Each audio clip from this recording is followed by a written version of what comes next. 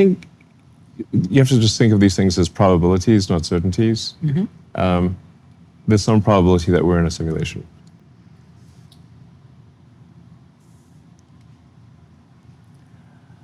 Probably pretty high. I would say it's pretty high. So one way to think of this is to say, if you look at the advancement of video games, in our lifetime, or at least in my lifetime, it's gone from very simple video games where you've got, like Pong, you've got two rectangles and a square, just batting it back and forth, to photorealistic, real-time games with millions of people playing simultaneously. And that's happened just in the span of 50 years. So if that trend continues, video games will be indistinguishable from reality.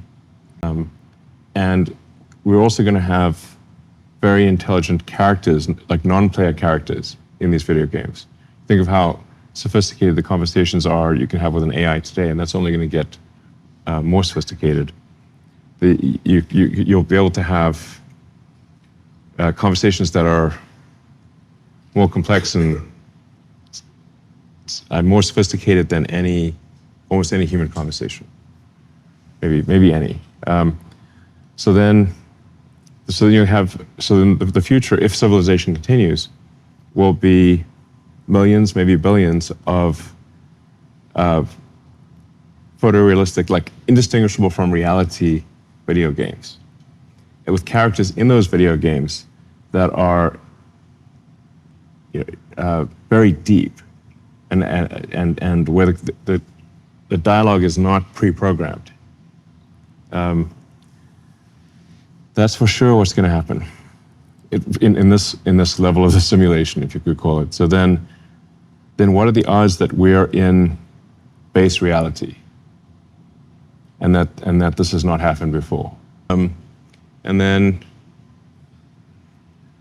I do also have a theory which is like the most interesting outcome is the most likely outcome, as seen by a third party, the gods or God of the simulation.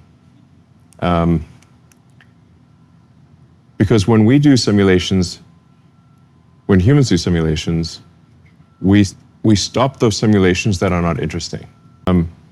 So I think that from a Darwinian perspective, the simulations most likely to survive are going to be the ones that are the most interesting simulations, which therefore means that the most interesting outcome is the most likely.